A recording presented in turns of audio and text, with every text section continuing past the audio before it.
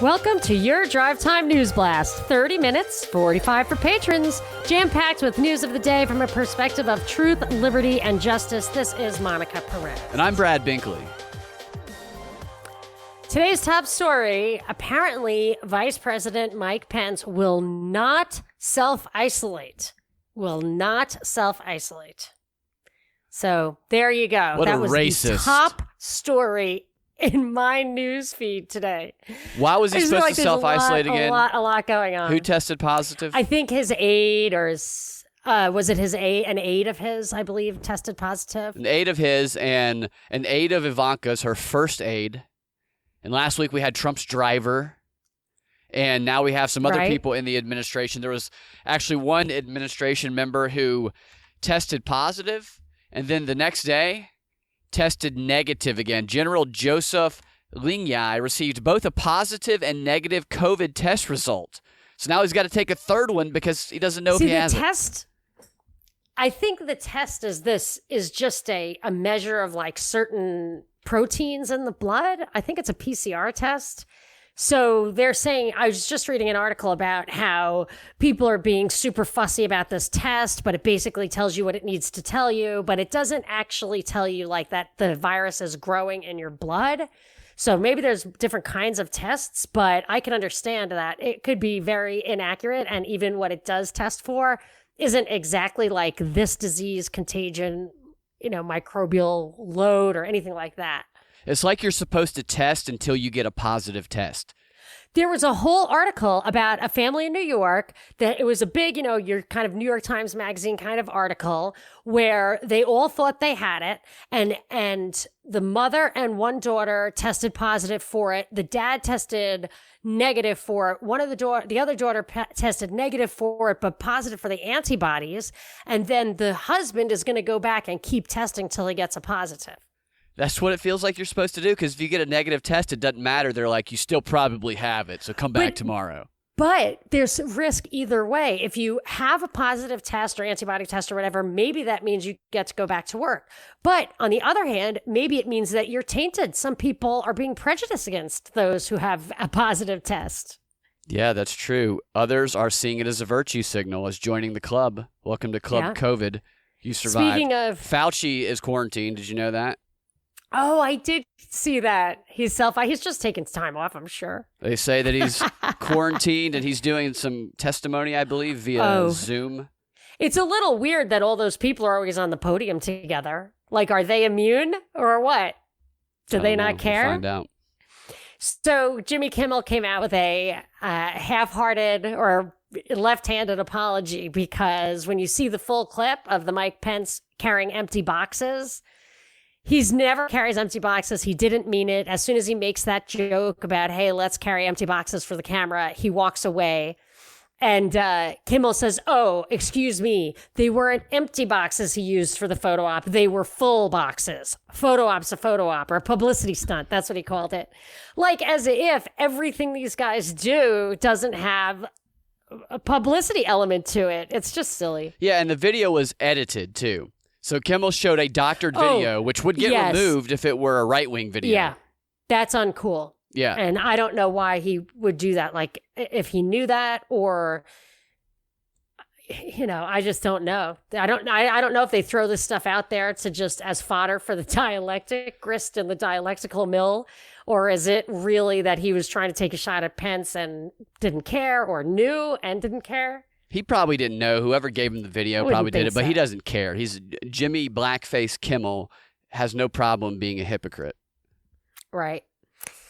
So there was a big article in the Journal today how they are pulling back on the use of ventilators.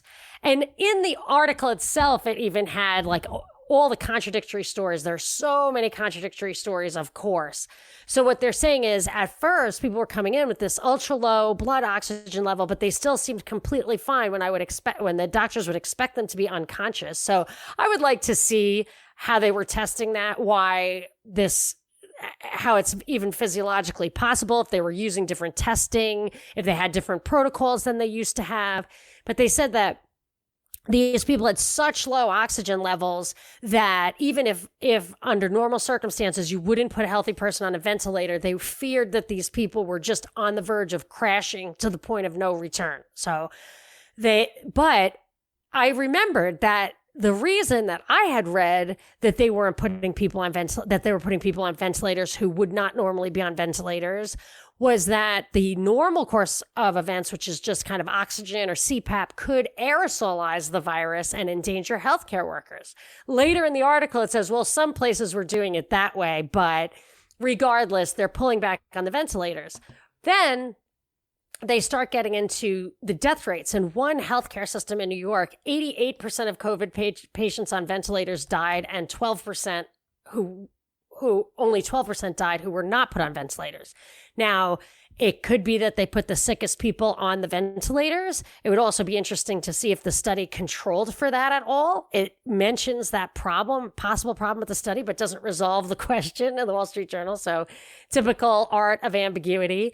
But my question is, the whole thing from the beginning has been to flatten the curve. They weren't actually going to reduce the number of deaths. They just wanted to flatten the curve. So one thing I have to say about that is if they weren't going to reduce the number of deaths, we can see by the end of this, however many people die or how many people were ever going to die, according to their own story, is that they were flattening the curve. They weren't preventing deaths. So since deaths are actually on a par with last year or even a little bit lower, seems to me there was absolutely nothing there.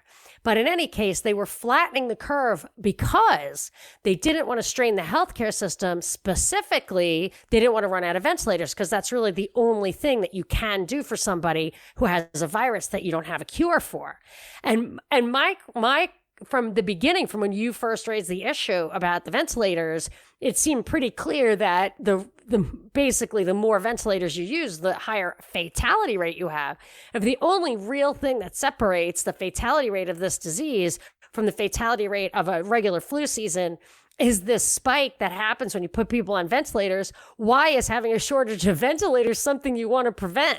Like, the whole thing is completely circular, and I think the numbers are bearing it all out. Now, that isn't going to change the course of action, which I will get into a little bit, how the complete economic and of course cultural, but even food habits in the world, especially this country, are going to change dramatically and never come back. Yeah, and they didn't just put people on ventilators. They put people on ventilators, which is already a risky move. They put them on it in a situation that was not conducive to getting off of the ventilator. They were isolated. They were by themselves. They weren't setting people up to survive. That's another thing, is that applies not only, I think, to the ventilators, but to how people are treated in nursing homes. When you're telling them they can't get visitors, and these are places that are notoriously poor for acute medical care. I mean, they're not even really supposed to have acute medical care. And I have learned firsthand that the outcomes are much better when you're by somebody's side than when you're not. So I had somebody say to me, a nurse, that, it's possible that all of the spikes in deaths, especially in New York, or I thought especially in New York, is from basically malpractice. Now, it's probably not technically malpractice because the protocols were changed for this event, so they can't be held responsible probably. And then you have all these lawmakers wanting to insulate people from liability because they don't want to get dragged in, because if these guys say, well, I'm liable, yes, but I was also told bad protocols by people who should have known better, then you drag in the hospital, you drag in the policymakers. So that's why I think they want to give liability at the ground floor. And I think that there is a lot of what would be under normal circumstances on individual bases, malpractice suits legitimate. Absolutely. I think you could investigate whether or not they were putting people on those intubators for incentive, for financial incentive, because we know that they were getting more money from Medicare, Medicaid. Which one is it? Medicare's for old people? I think it might be... I guess the question would be, do they violate protocol to get the money? If the protocol is totally consistent with the money, then you would just look to the protocol. Because if they just did it for the money, they'd be open to malpractice. But if the protocols changed along with the financial incentives, they can just, they already had a financial incentive to follow the protocols, because that's how you get insulated from malpractice suits. Yes, it is Medicare. You're correct. Medicare is the old people. Yeah. So there's been more mask-related violence. Another weekend, another story about mask-related violence. Seems every weekend, not even every weekend, almost every other day or so. This time it was from Alabama. A Walmart in Alabama is where the incident occurred. A woman came into the store. She was committing the ultimate sin, which is burying her disgusting face. You're not allowed to do that anymore. Oh, my gosh. And when she came in there, she was asked to put on a mask. She got upset about it, and she started to get a little bit disorderly. There was an off-duty officer there who was working security, and he was alerted to the situation when he heard the woman screaming and yelling obscenities at the customers and employees. And she was then asked to leave, but she refused to leave, which prompted the police officer to do what is called a takedown method, what the police call a takedown method, which is basically picking her up and then body slamming her onto the ground. This is what you see in the film, is you see him body slamming her. But you read the article, it makes her out to be this crazy person who was just going batshit nuts because she was asked to wear a mask. And the video is cut so that you just see this ambiguous. You see her getting pounded into the ground. And then there was another one about a guy going into a grocery store. He was filming it, so it sounds like he might have been kind of provocatoring it, but he started screaming, saying, "You're not going to take away my rights." And there's a theme of these stories going around. I see them everywhere. All of them paint the person not wearing a mask as the crazy, unhinged, potentially violent person, despite the fact that their stories going the other way as well that they don't really cover. Like what? Like the body slamming security guard? Well, the body slamming security guard, they're going to argue that's just a way to spin that story. Yeah, they're going to argue that she was crazy. But yes, there's other stories, like the Rhode Island mayor has been encouraging his citizens to shame those not wearing a mask. He said you should shame them so that they will fall in line. Or the 86-year-old woman that died in a hospital because a 32-year-old woman shoved her to the ground and she hit her head for not social distancing. Or the doctor tried to strangle a teenager for not social distancing. They don't really talk about those stories. They only focus on the maskless crazy Oh, yeah. people. I remember the doctor strangling the teenager. So somebody sent me on Twitter a screenshot of an ad in Delaware for a social compliance officer. Oh, that's a nice name. This? Yes, social compliance officer. That is like definitely brain exploding emoji. Do they get a mask? Do they get a black car to go with that? Tinted windows? I don't know. It says that they do require military training, though, or it's preferred. And it says some medical stuff, but they have to. Some of the stuff is required, some of it's preferred, but military training is preferred. De-escalation skills is preferred. Security training is preferred. You have to know how to take a temperature. And they prefer people who've had security training in the healthcare environment. So they want people with healthcare security training. They want people who are good at de-escalating situations and taking temperatures. So like, how do you reconcile, or I should say it's pretty obvious what they're expecting. They're expecting resistance to why would you need a compliance officer, a social compliance officer?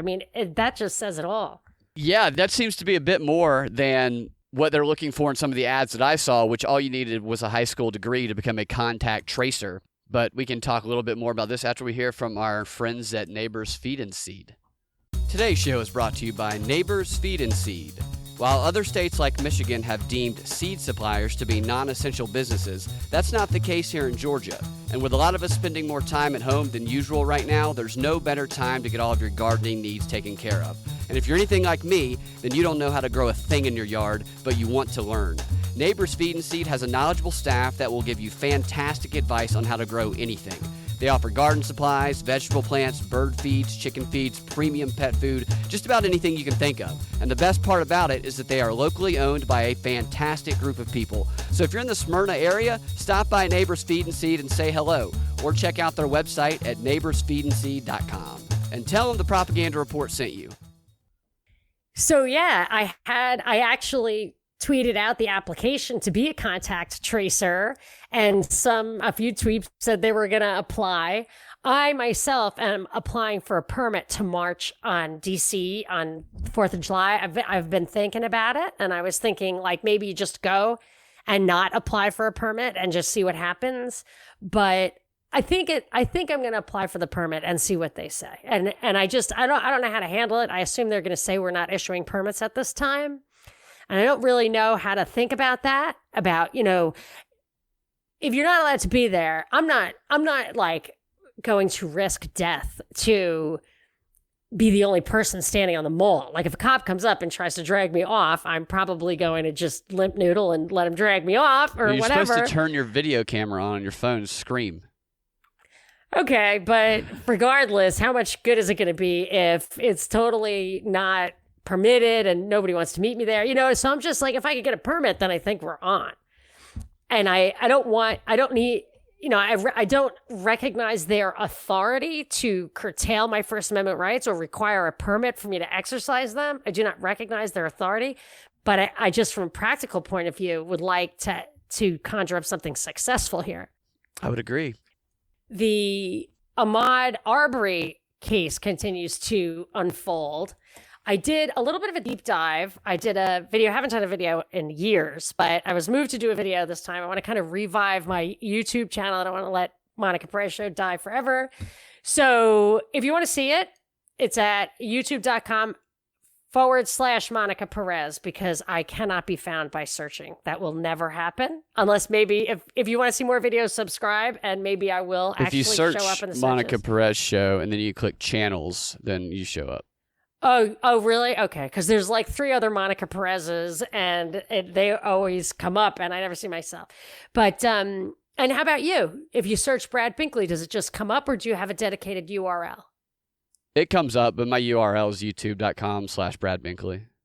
Oh, okay, good. See, that I think is a sure thing to get to where you want to go. And you have lots of great videos people should look at. I have one at the moment. I watched it. I took everything down. It was very good. I watched it. Oh, thank you very much. Well, it's already getting trolled.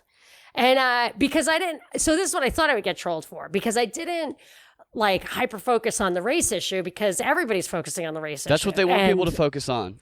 Yeah. And a lot of times I feel like it's ambiguous, whatever. This one, I really doubt they would have gone after this guy if he was like a clean dressed white kid in that empty house. But, yeah. But I'm getting trolled already. So I did not focus on the race issue, yet I got a comment that's saying, "Oh, are you going to do a video about the video that shows him breaking into the house?" Like, you know, it was nothing. Like, it was all like a nothing burger. But there is somebody out there trying to push the dialectic, which is why from the beginning, this idea that they were focusing on whether he was out for a jog or not is totally irrelevant. Did these guys have a right to know whatever he was actually doing, to go run after him, chase him with guns on the basis of a citizen arrest? Like, whether or not he was jogging puts whether his guilt or innocence on him. And I think it's all a matter for the jury, but I do feel like they are trying to gin up a dialectic here, and it's probably the least apt for that. Although I do have some new details, but go ahead. They're definitely trying to focus on the things that are going to make it divisive. And by getting out ahead of it and the media framing it as an unarmed black man just out for a jog, he loved jogging, and then he was gunned down by a lynch mob. Now, what they did was terrible. They should have waited for the police if they really thought that there was a problem. But the media got out ahead of it and intentionally said, he's jogging, he's innocent, this guy's good, this guy's bad, this should be racially divisive, and you guys should fight over it. The court of public opinion has already determined what they view for the most part, and there's protests arising. There's people involved who feel threatened, who haven't had their day in court as well. And the truth is not going to matter, because everything that comes out is going to reinforce what each side already decided about this case. And it's unfortunate. I think that I just don't understand how, like, I guess I do understand it, but the thing about the jogging is what makes it's the only thing you could say about the video that isn't crystal clear. Like, you can say, well, it doesn't, like you said last week, like, it doesn't really look like he's jogging, but it doesn't matter. Yeah. So focusing on that is what people will be like, see, he wasn't out jogging, this is bullshit, you know? But there were a couple little details, though. One is that 2.23 race wasn't about how far he lived from that place. That's the date he died. Yeah. Yeah. So, I mean, I just think that was a little, I think I read that was the distance. Yeah. Did read that was the distance. So that was misrepresented. Another thing is that the Georgia Bureau of Investigation was already called in when from what I could tell, I read, and this is the best I could do. the Georgia Bureau of Investigation was called in before that video dropped. The guy, a defense attorney, or a guy who was being considered as a defense attorney for the white guys, released that video after the white guys were interviewed by the Georgia Bureau of Investigation. So, you know how the story is that it was dying on the vine until the video got released. That's not quite right. So it's possible that the third DA, there's going to be a fourth one now, but that the third DA was actually on it. That is possible. But there's been so many shenanigans with the way they've been prosecuting or letting cops off the hook back there. And, you know, I've always had this thing about William David Powell. I talked about in the video, the guy who was shot in his own driveway. What I did not realize and didn't mention in the video, that there have been other cases like this, and Georgia passed reform on how that stuff was supposed to be handled. And the William David Powell case, which makes me crazy, happened after the reforms. That was a post-reform scenario. So this thing is a mess. I don't even care about the details of this particular case so much. I mean, it's going to get plenty of attention. It's going to be a dialectical thing. But the way these cops do not get indicted ever, and it gets all rigged, or many examples of it getting rigged at the grand jury level, I mean, that's a danger to everyone. And that's why making it purely racial kind of takes away the focus on what is, I mean, can affect everyone. It doesn't have to be a political football. It's us versus them. But that's also why they focus on one that is unclear, so that both sides can feel justified. If it were obvious what happened and everybody agreed on who was guilty, then we would never have really heard about this case in the mainstream news, because it has to be divisive. It has to be easy for people to take sides that are irrelevant to the facts. And like I said, we've already had the protests. We have Jay-Z writing an open letter in the AJC, which really has very little to do with the case, and it's just all about pushing his social justice virtue signals and his own agenda. Lance Bottoms is going everywhere. She's out talking about how Trump is responsible for this with his rhetoric. Stacey Abrams, Keisha Lance Bottoms, they're going to have a field day. Maybe this is some sort of thing where Stacey Abrams and Lance Bottoms are going to have a little competition to see who can exploit this the most, and maybe that'll give them a leg up in the VP race, since Keisha Lance Bottoms is now being considered as a VP nominee. And there's a couple other interesting things about this, is that something that nobody's talking about is where all those videos came from, like where the second video came from, and where possibly other videos, if they come out, where they're going to come from.